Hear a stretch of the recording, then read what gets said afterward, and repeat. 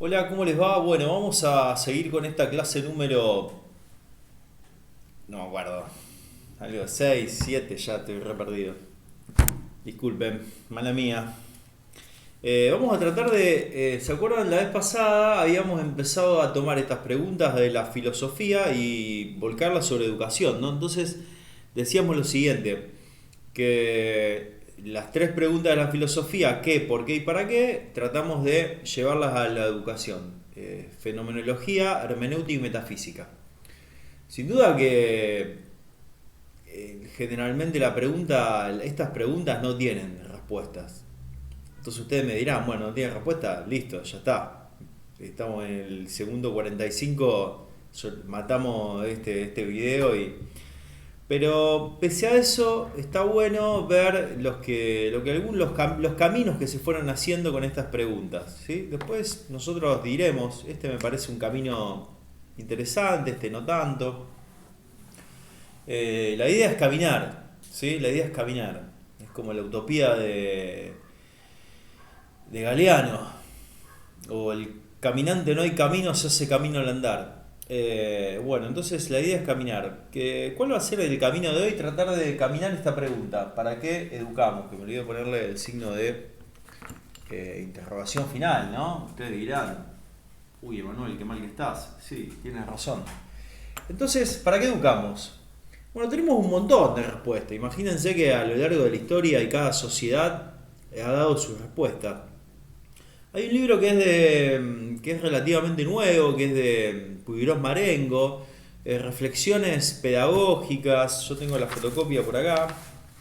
Eh, a ver, sí, Adriana Puigros, Pedagogía y Teoría de la Educación. Sí, bueno, justamente acá el capítulo no lo tengo, pero que dice básicamente, o sea, dar una definición universal de educación es tradicional, porque toda educación se sujeta a los procesos sociales y cada sociedad en la historia, en el tiempo que está, va a dar una definición de educación. ¿Sí? Interesante esto, ¿no?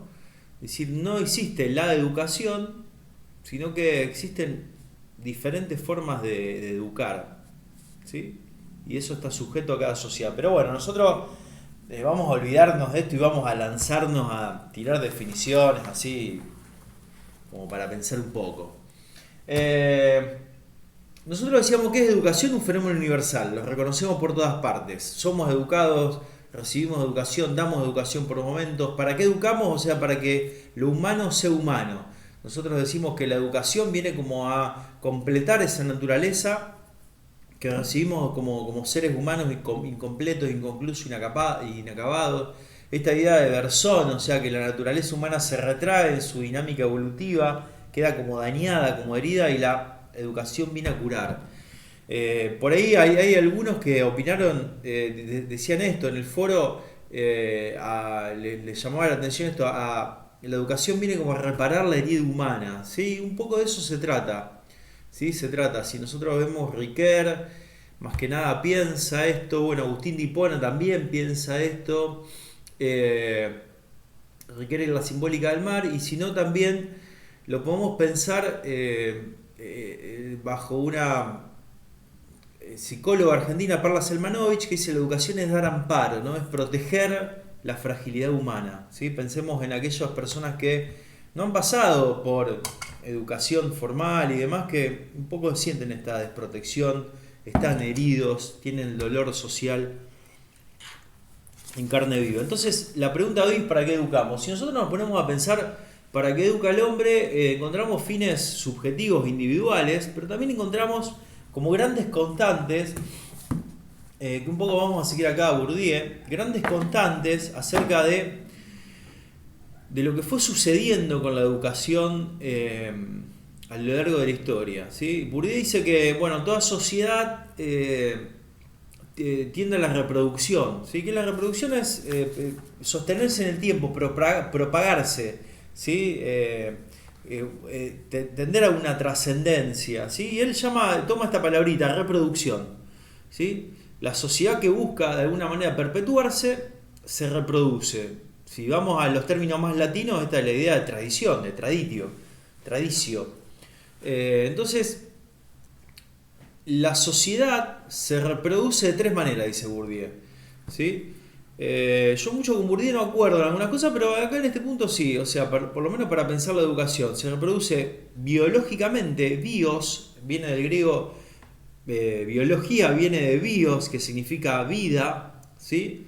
El griego tiene dos palabras para hablar de vida, que es bios y zoe, con z, zoe, hay unos nombres en castellano que llaman zoe. Bueno, bios y zoe, dependen en qué tradición del griego, la clásica, bueno, depende, bueno, ahí vamos a encontrar diferentes significados. En este caso, bios sería la vida viviente, ¿sí? La vida natural. La zoe la dejamos para otro momento. Entonces, para que una sociedad se reproduzca hace falta que se produzca esta ecuación, más vida que muertes, ¿sí? Más vida que muertes. Te van a decir, pero profe, esto es una verdad así del latero, ¿no? Cualquiera. Pero créanme que tampoco es una verdad tan fácil que nosotros los seres humanos. No sé, pensemos en Europa, ¿no? Europa es una sociedad que está enojada consigo mismo, ¿no? Eh, Tengo amigos que han estudiado en Alemania y en Francia y hay carteles como diciendo, qué lindo es tener hijos, el Estado te acompaña. La vida se planifica, ¿sí? ¿Por qué? Porque los flacos no, y las mujeres también no quieren tener hijos, ¿sí? Entonces, lo que se llama está la pirámide poblacional invertida, ¿sí? Hay menos nacimientos, menos natalidad y más longevidad, más gente vieja, grande, anciano, ¿sí? Imagínense, uno va, no sé, a una Alemania y se encuentra a todos Mirta Legrand ahí. ¿No te querés morir? Eh, entonces, pasa eso, o sea, para que una sociedad se reproduzca, lo primero que se tiene que reproducir es la vida. Ahora, el segundo tipo de reproducción, pensemos, ¿cuál será? Y Bourdieu nos dice, bueno, para que esa vida, de alguna manera, prospere, ¿sí? Se sostenga, tiene que haber bienes que alimenten, protegen, cuidan, abriguen esa vida, ¿sí? Entonces hay una reproducción económica, ¿sí? La reproducción económica, ¿qué va a hacer? Va a de alguna manera ayudar a que esa vida se sostenga. Primera reproducción es la reproducción biológica, la segunda económica. Acá no tanto económica como el dispositivo macro, ¿sí? La macroeconomía y demás, no, sino esos bienes que necesita la vida humana para poder sostenerse, ¿sí? Comer, el alimento, la protección, la vivienda, ¿sí? Entonces, los bienes. Y después dice, pero los seres humanos, nosotros no solamente necesitamos bienes o necesitamos comer, por ejemplo, sino que necesitamos comer un asado el domingo, ¿sí? Asades para todos. Entonces, se ve ahí cómo funcionan. O sea, nosotros a eso, a la comida le damos un sentido, le damos un significado, ¿sí? Y eso es de alguna manera la comensalidad que se llama, ¿sí? Los seres humanos, a diferencia de los animales, cuando nos alimentamos, nos sentamos al lado y no solamente comemos de ese alimento que me nutre, o sea, como una manzana, sino que, digo, ¿querés una? Hay un bocado, no, ahora no se puede, coronavirus, ¿no? Pero compartimos. Y no solamente compartimos esto material, sino que compartimos esto. Te estoy mirando, ojo, no. Sino compartimos la mirada, compartimos los gestos, las palabras. Entonces, la comida, como un bien económico, pasa a ser un bien simbólico, ¿sí? Sentarse a comer. Fíjense que esto en las culturas precolombinas está muy, hasta le diría más en la cultura hebrea, está muy presente esta idea de que el que come el mismo plato, escuchen lo que voy a decir, parece delirante, pero esto también lo trabaja Levi Strauss, lo crudo y lo cocido. El que come el mismo plato se hermana, ¿sí? Invitar a comer a la casa de alguien, para nosotros latinoamericanos, es tender un lazo de hermandad, es empezar a participar de lo común. Che, venite un día a comer a casa, te quiero presentar a mi familia. Entonces ahí, ¿ves? Ahí se empieza como, de alguna manera, le damos un significado a eso que sería algo solamente mecánico, comer. No sé, en la cultura hebrea está muy presente esto. Pensemos, no sé, cuando a Jesús lo siguen y de alguna manera la oposición, por decirlo así, lo hostiga, le dice, vos comés con borrachos, con pecadores, con putas, ¿viste? Entonces, ¿por qué? Porque para los tipos, para la cultura oriental, ¿no? El sentarse a comer a la misma mesa era establecer lazos sanguíneos. No solamente, ¿por qué? Porque no solamente nos alimentamos de esto que tiene nutrientes, proteínas y no sé qué otras milongas más, pero no solamente nos alimentamos de esto, sino que nos alimentamos de ese significado que es cultura. ¿Sí? A mí me gusta explicar un poco la concepción de cultura esa red simbólica que creamos los seres humanos, que es producto de una sociedad y que tiende a darle un valor a las cosas por encima de las cosas mismas. Nosotros a ver si puedo acá, a ver si, no, voy a tapar. Pero bueno, nosotros tenemos, fíjense, Marx distingue las cosas como el valor de signo de... Bueno, no voy a entrar acá porque me gustaría, pero de cambio de uso y de cambio, ¿sí? Esta manzana vale, por decirlo así, vamos a poner el ejemplo de termo. Este termo vale lo que le salió al fabricante hacerlo. No sé, pongámosle 10 pesos. Es un poco viejo. Este termo, le voy a contar un secreto. Este termo tiene casi 22 años. ¿Sí? Cuando yo me fui de casa a estudiar, me llevé este termo. ¿No? Está recauchutado y demás. Pero volvamos, entonces este termo sale, compañero fiel, este termo sale 10 pesos. Le salió 10 pesos al fabricante hacerlo. Pero resulta que esos 10 pesos de alguna manera va a entrar en relación, este termo va a entrar en relación con un montón de productos más. Este mate, por ejemplo, sale en el mercado, sale 20 pesos. Entonces, ¿qué va a hacer? ¿Cuál es el valor de la mercancía, de la compra, de la oferta y la demanda? Que este termo no salga 20 pesos, sino que salga un poco más, 50. ¿Sí? Entonces tenemos el valor de uso de lo que sale con el valor de cambio, el valor que le pone el mercado. ¿Sí? Entonces salió 10 pesos, resulta que uno lo va a comprar hasta 100 pesos. ¿Sí? Entonces la mercancía, lo que se llama el valor agregado que se le pone. Pero resulta que dice Baudrillard, dice, no solamente las cosas valen por el uso, por el cambio, sino que valen por lo que significan. ¿Sí? Ahora está muy de moda la gente copada, cuando uno va a tomar mate con la gente copada, quizás hiera alguna susceptibilidad, pero saca un termo, no, imagínense este termo que tiene una tapa así incrustada, re cachuza, re trucha, al lado de esos Stanley verde que parecen un misil que tiró Bush a Afganistán, ¿no? Entonces, esos termos así, uno lo agarra y tiene una pico así, entonces lo tiene que agarrar así. Entonces, tener ese termo me posiciona socialmente, me da estatus, dice Baudrillard. ¿Qué es el estatus? De alguna manera lo que yo logro frente a otros, o sea, el lugar que ocupo frente a otros. No es lo mismo reservar con un termo tumbero de Tarahui, ¿sí? Que con un termo Stanley, ¿no? Si ustedes me ven acá que yo tengo 3 termos Stanley y voy cebando, van a decir, este tipo la está amasando de lo lindo. ¿Me explico? Entonces las cosas tienen un valor de signo en cuanto al estatus que me dan. Pero recién yo les conté un secreto a ustedes, no sé si se acuerdan. Adelante con el mate. Recién les conté un secreto, que este termo, o sea, para mí no vale por el uso, ni por el cambio, ni por el estatus que me da, sino que vale por el recorrido que hicimos junto con este termo. Déjame que le dé un abrazo.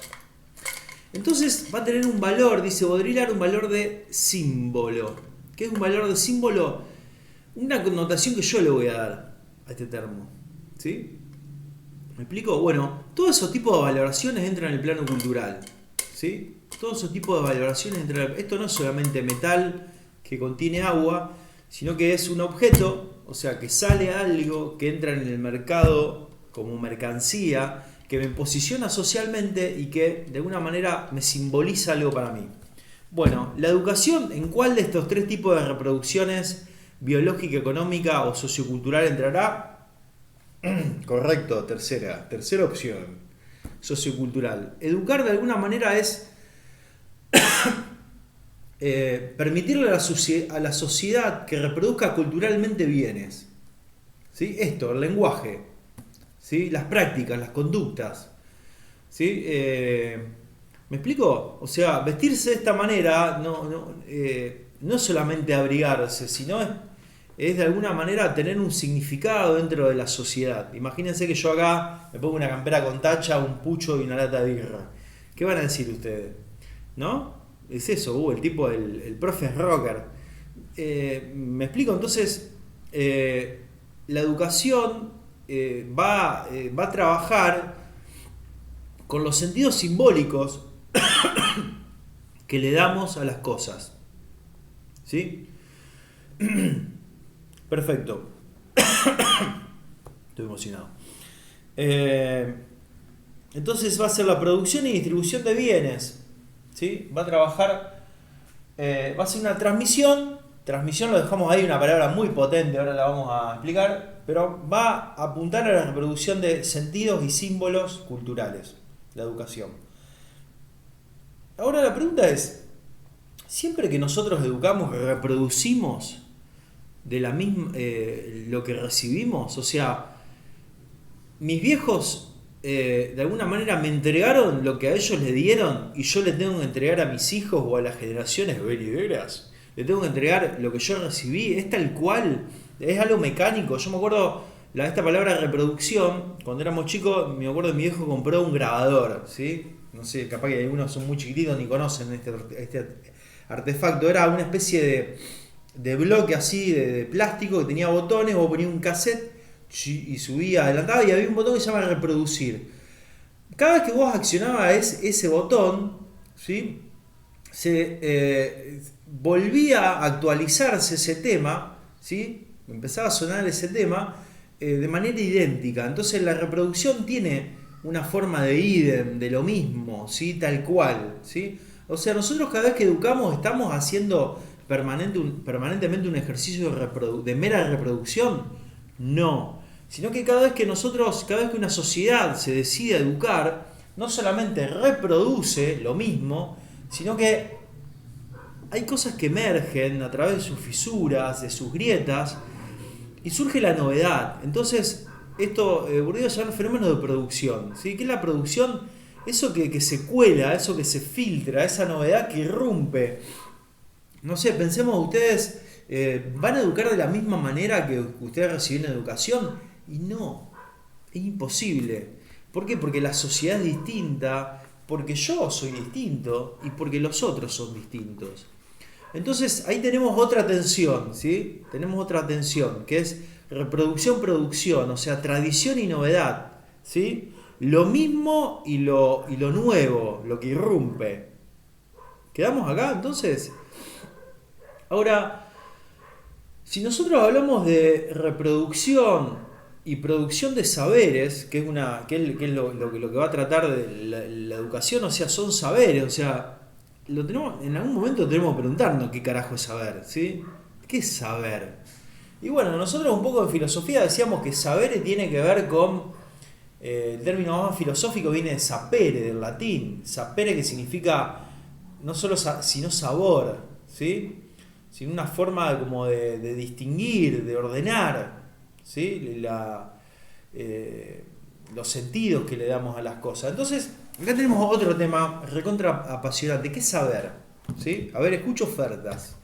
¿Qué es saber? Pensemos, bueno, saber, según un poco la filosofía pragmática, es saber, bueno, no quiero meter, pero para un poco el pensamiento más enciclopédico, que es un poco el pensamiento que la escuela moderna trató de imponer, y bueno, y ahora está muy cuestionado.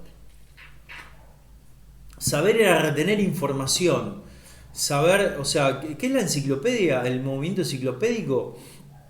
Ese movimiento de corte filosófico, así ilustrado, que sostiene que de alguna manera todo el conocimiento es conocimiento en cuanto es registrable, ordenable, ¿sí? Entonces surgen, por ejemplo, los diccionarios, ¿sí? ¿Qué son los diccionarios, las enciclopedias? O sea, una manera de entender el saber ordenada bajo lógicas mentales, ¿sí? Bueno, un poco lo que debatíamos con el lenguaje inclusivo, ¿no? ¿Qué es la gramática? La gramática es algo puro, neutro, así. Me acuerdo de un compañero de ustedes ponía en cuestión esto. O sea, la gramática es algo así que nace y se sostiene en el tiempo casi con una pureza intachable. De pronto yo me encuentro con Quevedo y tengo... No, o sea, la gramática es un intento de regular una práctica que es el lenguaje, ¿sí? Que es el habla, ¿no? El lenguaje en todo su... que de alguna manera quiere fijar posiciones y valoraciones de acuerdo a un interés. Pero bueno, ahí me fui de vuelta, vuelvo. Entonces, el saber enciclopédico es ese saber que intenta registrar todo. Y de alguna manera almacenarlo, ¿no? La enciclopedia británica era un poco esto, ¿no? Un poco lo que les deslumbraba a Borges. La biblioteca de Alejandría, la enciclopedia británica, es decir, bueno, todo el saber del mundo condensado en páginas, ¿sí? Wikipedia, ¿no? Ahí está. Me acuerdo que una vuelta le pregunté a unos alumnos de sexto de filosofía, le digo, ¿quién es un sabio para ustedes? ¿No? A mí me gusta, ¿viste? Y decir, bueno, a ver, che, estos pibes, a ver qué están pensando. ¿Quién es un sabio para ustedes? ¿Y sabes lo que me contestó? Sofovich. Digo, ¿cómo? Sofovich. Yo me quería morir, ¿no? Pegate un tiro. Entonces, ¿y por qué le digo? No, porque en ese momento tenía un programa, el preguntado, una cosa así que iba por escalones. Yo después lo vi el programa para sacarme la duda, ¿no? Lo googleé, pero el tipo era como que le preguntaban, ¿cómo llamaba la tía sobrina de San Martín? Y el flaco le respondía, ¿viste? Un tongo grande en una casa, arregladísimo todo, ¿no? Pero bueno, un poco esta idea de que el que retiene información es el sabio. Entonces saber sería tener información, conocimientos abstractos, almacenados, saber todo, procesarlo, ser un libro gordo de petete, ser una Wikipedia, ser la enciclopedia británica con dos patas. Te preguntan, no sé, cuánto pesa una molécula y vos la tenés que saber, ¿no? Ahora, nosotros decimos que saber no es solamente información que se acumula, sino que más que nada saber tiene que ver con la práctica, tiene que ver con lo concreto, ¿sí? Saber para los pragmáticos, no sé, pensemos en Dewey o Richard Rorty o Stuart Mill, o sea, tipos que vienen de la filosofía más anglosajona. Saber es saber hacer algo, saber es resolver un problema, ¿no? Por eso los yanquis son tan prácticos, ¿no? Y porque de alguna manera lo resuelven, no importa cuánto, pero la verdad es verdad en cuanto que funcione. Si funciona es verdad. Entonces hay que darle un poco de bola a esto, porque si nosotros pensamos que el saber es solo información, nos quedamos en contenidos nacionales. Pero de pronto vamos a la práctica y nos damos cuenta que nosotros decimos que una persona sabe hacer algo, no solamente cuando tiene la información, sino cuando la lleva adelante. De alguna manera, ya que tenemos la manzana acá, yo puedo decir, sé hacer una tarta de manzana porque sé que lleva, no sé, 3 tazas de harina, 2 de huevo, no tengo ni idea cómo se hace. Pero otra cosa es decir, sé hacer la tarta de manzana porque me salió rica, ¿sí? Entonces saber es saber hacer, ¿sí? Me voy de mambo con el pragmatismo, bueno, juguémosle un rato con el pragmatismo. Entonces, saber acá implica conductas. Entonces, cuando nosotros decimos que la sociedad reproduce y produce conductas, saber, estamos diciendo que lo que intenta hacer es modelar patrones de conducta. Saber es poder modelar las conductas. Y acá nos metemos en un quilombo impresionante. Porque si saber es poder, ¿sí? Poder modelar las conductas, bueno, nos vamos a dar cuenta que bajo estas palabras podemos entender muchas prácticas escolares. Pensemos, ¿quién es un buen alumno? ¿Sí?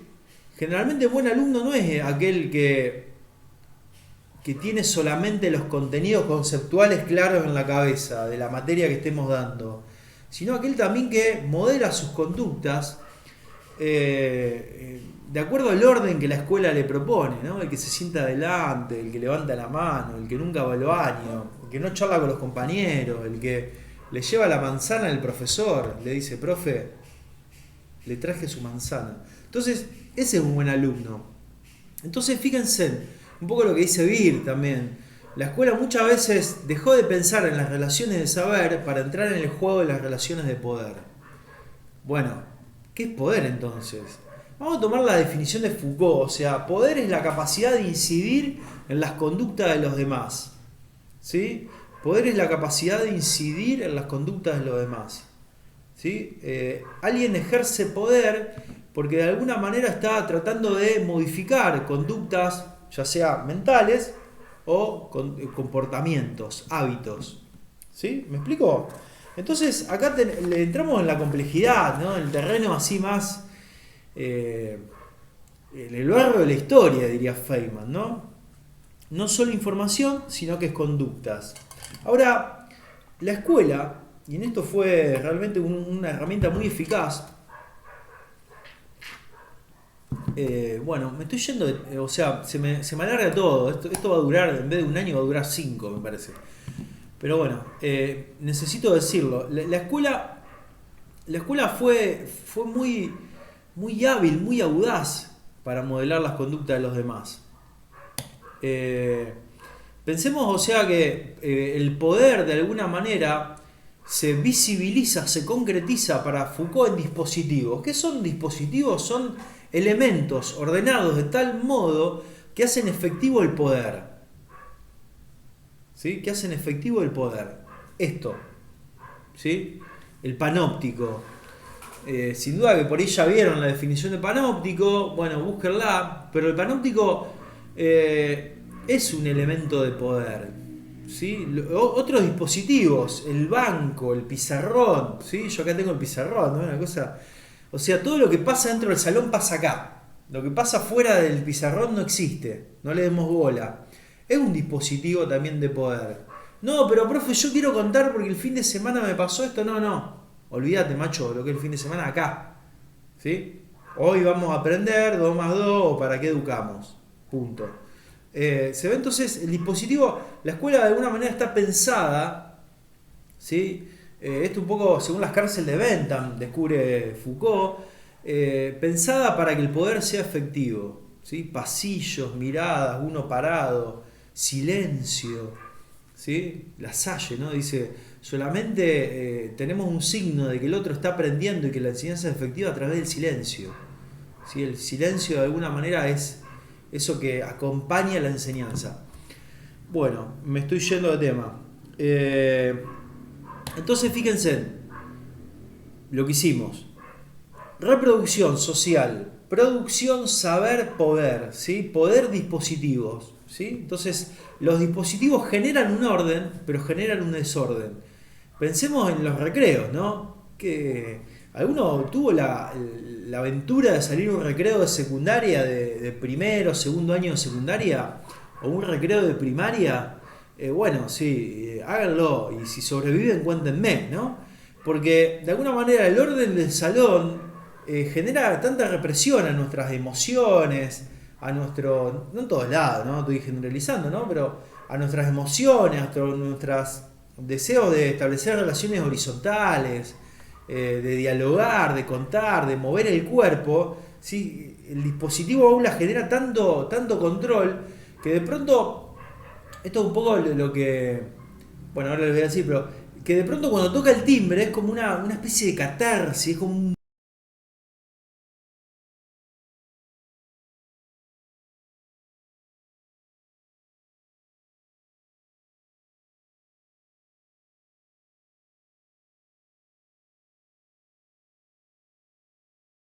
vómito, una especie de explosión de las contenciones que hasta el momento dentro del aula estábamos así como un dique sosteniendo.